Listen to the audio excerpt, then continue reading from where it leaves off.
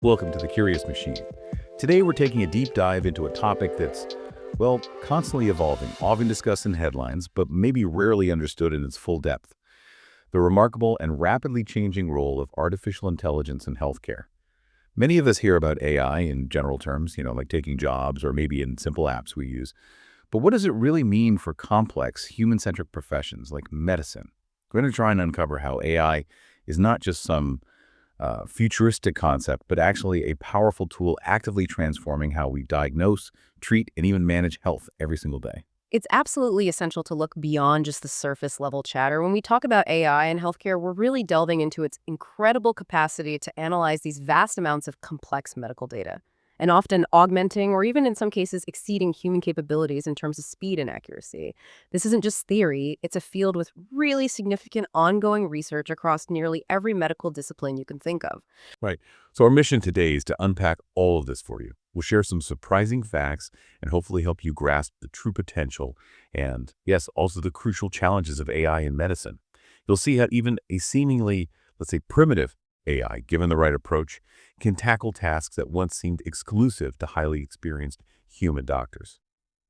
Let's start with something fundamental. How does a doctor typically diagnose a patient? It often feels like a highly rational, almost detective-like process, right? A patient presents symptoms, the doctor gathers findings, and then searches through their immense memory bank, all that experience, training, academic knowledge to find the most likely diagnosis and treatment. That's a great way to put it. But you're right, it's far from a simple, Google search. Doctors are juggling countless nuances: the patient's age, their gender, their entire health history, previous test results, subtle factors that aren't immediately obvious. It's really why trying to self-diagnose with a quick online search can be so misleading, sometimes even dangerous. The core challenge for human doctors is truly the sheer volume, the complexity, and the very nuanced nature of the data they have to constantly evaluate. And this is precisely where AI truly steps into its own, isn't it? Imagine this, Yeah. a hypothetical scenario. We challenge an AI to diagnose a rare and incredibly difficult disease. The real magic here isn't just the AI itself, but how you effectively ask it, how you set up the problem. Well, exactly. We can set up two separate AI systems for this, which is quite interesting. One AI essentially acts as the patient. Its job is to generate a complete and realistic patient profile. So this includes everything from symptoms and detailed medical history to biophysiological data, even anatomical characteristics. This is actually a bit of a game changer because access to such comprehensive, detailed medical cases for training or practice is notoriously difficult to get in the real world. Okay, so one AI is the patient, and the other AI. The other plays the role of a seasoned diagnostician. We essentially tell it, you are a doctor with 40 years of experience specializing in complex medical diagnosis. And the goal for this AI doctor is incredibly specific. Ask the fewest possible questions to reach the correct diagnosis. It simulates a timed, high-stakes challenge.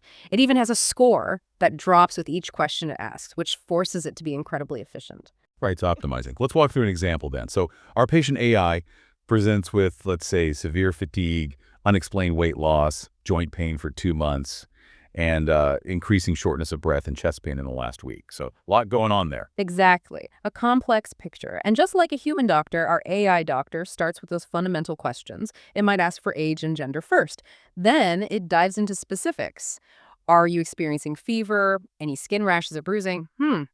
In this simulated case, the patient AI responds, yes, a low-grade fever, and mentions notable skin issues, small red spots, larger purplish patches on the legs, petechia, and ecchymosis. Okay, so it's gathering data. Then the AI doctor follows up, requesting lab work, a complete blood count, a CBC, and the patient AI provides the results.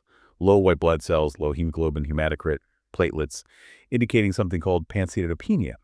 The AI doctor keeps going, asking about liver and kidney function tests. Right. And the results come back. Liver enzymes are high, kidney functions normal. Then it asks about recent infections or immune problems, none. And finally, autoantibody tests. And the antinuclear antibody, the ANA, comes back positive. So with each answer, the AI is kind of narrowing its focus, connecting these diverse dots. Precisely. Finally, the AI doctor requests imaging tests like an echocardiogram and a chest x-ray. And the patient AI reveals findings like fluid around the heart that's pericardial effusion and lung injury, known as interstitial lung disease. Wow. So with just 8 targeted questions, the AI makes an initial diagnostic attempt. systemic lupus erythematosus, or SLE lupus. Yeah. It then requests a final confirmatory test, maybe lupus anticoagulant and antiphospholipid antibodies. Exactly. And when that lupus anticoagulant comes back positive, the AI confirms the diagnosis, SLE. What's truly fascinating here isn't just that the AI arrived at a complex diagnosis like lupus, but how it methodically connected such diverse symptoms, lab results, imaging findings, all those disparate pieces of information. It really underscores AI's incredible ability to navigate these massive, nuanced datasets and find patterns that, frankly, might take a human far longer to synthesize. Imagine the cumulative knowledge of hundreds of thousands of patient cases, essentially, at its disposal. It's an incredible display of data synthesis. Right. It makes you wonder, if you were the doctor, our listener, with only 10 questions to spare, how might you approach this case? What would be your initial thought process? Food for thought. That efficiency is certainly striking. And while diagnosis is a powerful starting point, AI's applications, as you said, stretch far beyond just playing diagnostic doctor. Its impact is really being felt across the entire healthcare landscape. Absolutely. Think about electronic health records, or EHRs. Around 80% of medical practices are using them now. And AI is revolutionizing how we interact with all that data. It uses natural language processing, NLP, to make records more succinct, clearer. It standardizes terms, so, heart attack and myocardial infarction are understood uniformly across systems. It can even identify redundant phrasing. Beyond that, it can evaluate a patient's entire record to predict disease risk. Some predictive models are achieving pretty impressive 72% accuracy in predicting how a patient might respond to a certain treatment. This is crucial when you consider that online health records are effectively doubling every 5 years. That's a data tsunami no human could possibly manage alone. A data tsunami. Yeah. That's a good way to put it. It makes AI almost indispensable there. And what about crucial areas like patient safety? For instance, preventing dangerous drug interactions. AI is proving invaluable there too. It uses that same natural language processing to identify potential drug interactions just by sifting through vast amounts of medical literature faster than any human could. You also have machine learning algorithms parsing real-world data, like EHRs or adverse event reports from systems like the FDA's adverse event reporting system, FAIR errors. This allows AI to detect subtle patterns that might indicate dangerous interactions, sometimes before they even become widespread knowledge in the medical community. It's like having a hyper-vigilant watchdog constantly scanning for hidden risks. A watchdog, I like that. And with the rise of telemedicine and remote care, which so many experienced recently, how does AI fit into that picture? Well, AI can revolutionize remote patient monitoring. Through sensors, like wearable devices, it can flag subtle changes in a patient's condition that humans might easily miss, giving crucial early warnings. We're also seeing it pop up in chatbot therapy applications, things like Wobot or WISA, offering initial support for mental health. Though the conversation around AI's ability to truly offer empathy and accountability in mental health care is still very active and, frankly, very important. We need to be careful there. And for older populations, environmental and personal sensors can identify abnormal activities or vital signs, alerting caregivers to potential issues much sooner. So it's impacting not just the clinical side of things, but also the operational efficiency of healthcare systems. Precisely. AI is a huge help with workload management. It automates many administrative tasks, helps prioritize patient needs based on urgency, and can significantly improve communication within healthcare teams. This allows doctors, nurses, other providers to spend less time on paperwork and more time on what really matters, direct patient care, which is a huge win for everyone involved. Beyond these broader applications, AI is also really transforming individual medical fields, tackling challenges unique to each specialty. What are some of the most exciting breakthroughs you're seeing in specific areas? Well, in cardiovascular medicine, AI algorithms are showing incredible promise. They're being used to diagnose coronary artery disease, even predict heart attacks with, in some studies, up to 90% accuracy. They're also used to classify subtle heart sounds and help diagnose valvular disease. Some studies have actually shown AI to be as good as, if not sometimes better than, human experts in interpreting things like cardiac echocardiograms or diagnosing heart attacks in emergency settings. What's truly groundbreaking isn't just the accuracy, but its capacity to process vast amounts of imaging data at lightning speed. This could allow for widespread early detection, potentially transforming preventative care on a global scale. That's huge potential. What about fields driven more by visual diagnoses, like dermatology? Dermatology is a very natural fit for AI, especially with deep learning and image processing. AI has achieved really high accuracy in identifying skin cancers from images, sometimes even rivaling experienced dermatologists in controlled studies. However, it's important to keep perspective. Many of these studies claiming AI superiority haven't always been independently validated externally. And in full clinical examination contexts, where a doctor considers the whole patient, human dermatologists often still outperform the algorithms. A significant concern here, which AI developers are actively working on, is addressing disparities related to skin color. AI might not perform as well on non-white skin tones if its training data isn't properly diverse and representative. That's a critical point. Right, that certainly highlights the critical need for incredibly careful representative data. It's garbage in, garbage out, potentially. And in something as critical and complex as cancer detection and treatment. Oncology is another major frontier. AI is being developed for, well, almost everything: cancer diagnosis, risk assessment, even predicting the best treatment protocols based on an individual patient's unique genetic makeup and tumor characteristics. For example, Google DeepMind developed an algorithm for breast cancer detection that claimed to surpass human experts, though, as you noted, some researchers did question the lack of detailed methodology shared. Separately, an AI algorithm from the University of Pittsburgh achieved remarkable 98% sensitivity and 97% specificity in identifying prostate cancer from tissue slides. And more recently, we saw a model analyzing CT scans for certain soft tissue tumors show 82% accuracy compared to just 44% for traditional lab analysis of biopsies. That's a potentially huge leap. It suggests AI is pulling out far more subtle information from medical images than the human eye can easily perceive, creating almost a digital fingerprint of the disease. Now, it's not just reading the images, it's finding deeper patterns. Is it also helping in pathology labs with the actual tissue slides? Yes, absolutely. Pathology is another prime area. AI is being used to analyze scanned microscopy slides, assisting pathologists with diagnoses for various cancers. AI is particularly well suited for the massive throughput of large-scale screening samples, significantly reducing pathologists' workload and speeding up analysis time. In fact, studies consistently show that human pathologists with AI assistants are more accurate than either humans or AI working alone. It's a synergistic effect. The technology even holds the potential to identify histological findings, tiny features in the tissue, that are simply beyond what the human eye can naturally perceive. A current barrier, though, is a need for more large-scale, randomized clinical trials to fully validate its impact in routine practice.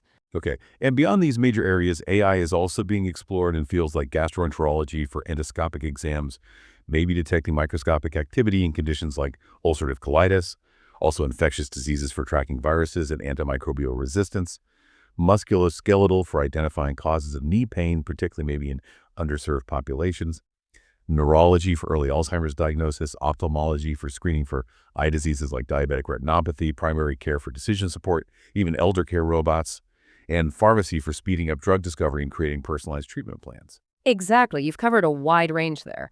Even in psychiatry, as we touched on, AI applications like chatbots are being explored for conditions like anxiety and depression. However, the evidence for their long-term efficacy is still developing.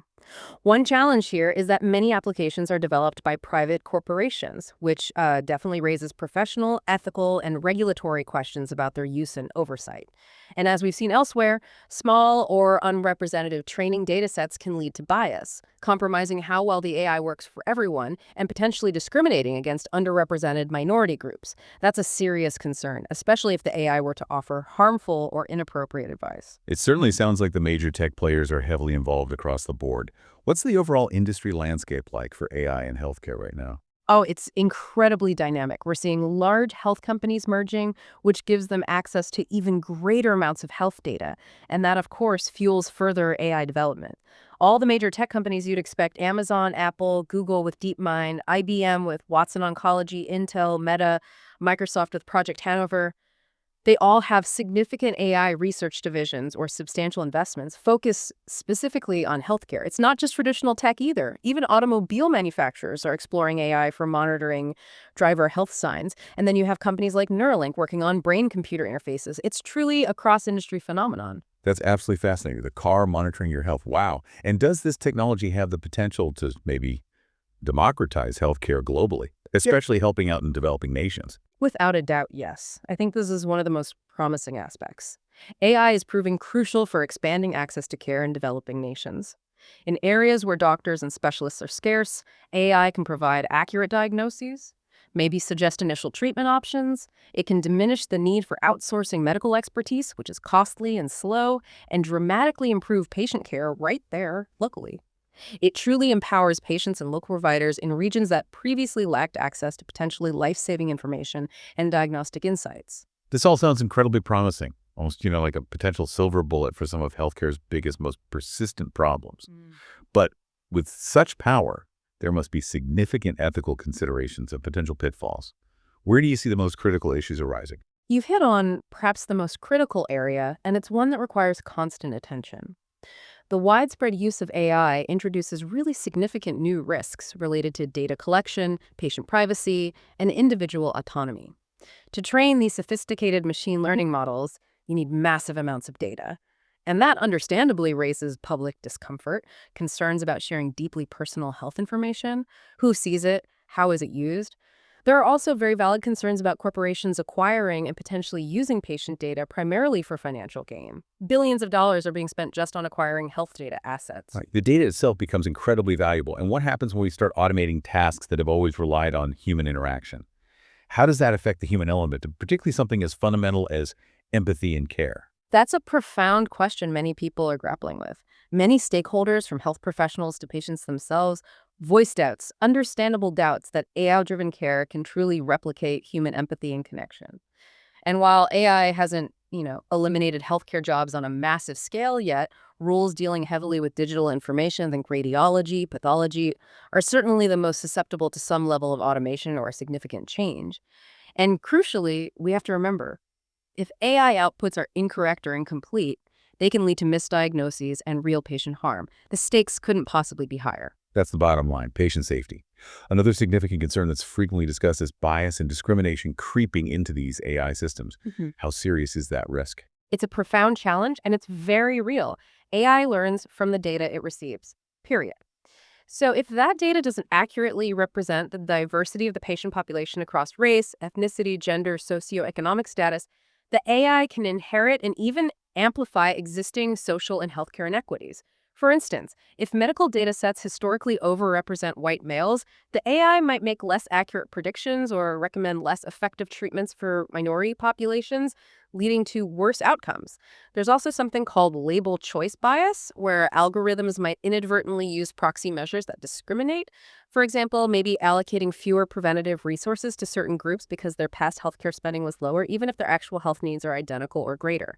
Now, the goal is absolutely to eliminate these biases through careful implementation, diverse data collection, ongoing audits, but it's an incredibly complex and continuous effort. It's not a one-time fix. It requires constant vigilance and a deep understanding of the societal inequities reflected in the data itself. It sounds like a constant process of refinement and checking. And with these ever-evolving ethical challenges, how is regulation keeping pace? It must feel like trying to regulate a moving target. It absolutely is a moving target. And currently, the field of healthcare AI is frankly severely underregulated globally. While we have data protection regulations like HIPAA in the US and GDPR in Europe, the fundamental classification of healthcare AI often remains unclear. Is it just software? Or is it a medical device, which would subject it to much more stringent oversight and testing? That's often debated. Organizations like the World Health Organization and the ITU are working on benchmarking frameworks to try and standardize evaluation. The US FDA has an action plan for AI machine learning-based software as a medical device, outlining principles like good machine learning practice and the need to address algorithmic bias. Europe is currently seen as leading in AI regulation generally, though some argue this might be at the expense of rapid innovation compared to other regions. Interestingly, we're seeing potentially stark differences in approach emerging. There's talk of potential deregulation for health AI in the US, maybe around 2025, contrasted quite sharply with Europe's continued strong focus on data protection and ethical guardrails. It's an area to watch closely. Definitely a space to watch. Before we wrap up, let's just briefly touch on the history of AI in medicine. This didn't just pop up yesterday, did it? Not at all. No, it actually goes back quite a way to the 1960s and 70s. There were early expert systems like MYCIN, which was designed to diagnose blood infections. Now, they didn't really see routine clinical use, but they laid crucial foundational groundwork, proved concepts. The 80s and 90s saw the rise of microcomputers and networks, and with them came more sophisticated approaches, things like fuzzy set theory, Bayesian networks, early artificial neural networks being applied to medical problems. The really big advancements, the ones driving today's boom, are more recent. They're due to vastly improved computing power, the explosion of genomic databases, the widespread adoption of electronic health records providing the data, huge breakthroughs in natural language processing and computer vision, and enhanced robot-assisted surgery. It's really a field that's been building incrementally for decades. That context is really helpful. We've truly taken a deep dive today into the curious machine that is AI in healthcare. What we've learned, I think, is that while AI is still arguably in its early stages of widespread adoption, its potential is just immense. From making incredibly accurate diagnoses, streamlining those burdensome administrative tasks, to literally enabling life-saving care in underserved regions of the world. It's abundantly clear that AI acts as this powerful, data-driven assistant capable of processing information at a scale and speed that's just impossible for humans alone. But as we've thoroughly discussed, it also brings to the forefront these really critical questions about ethics, about bias, about the very definition of empathetic care, and how we ensure equitable access and safe deployment for everyone. Right. This isn't really about AI replacing doctors overnight, or maybe ever. It seems much more about strategically leveraging this incredible tool to dramatically enhance human capabilities, and maybe address some of the most systemic, stubborn issues that have plagued healthcare for a long time. The ultimate goal, hopefully, is to build a more effective, more accurate, less biased, and more accessible medical system for everyone. So what does this all mean for you, the listener, the individual navigating this rapidly changing world? Perhaps the most provocative thought for today is this. As AI continues to evolve, relentlessly pushing the boundaries of what's possible in medicine, how will our own understanding of health, of care, and especially of that irreplaceable human element, need to adapt and evolve right alongside it? We really do seem to be on the cusp of rethinking the very nature of expertise and perhaps even compassion in healthcare. Thank you very much for sharing this enjoyable conversation with us. Until we meet again tomorrow with a brand new topic, take very good care of yourselves. Goodbye.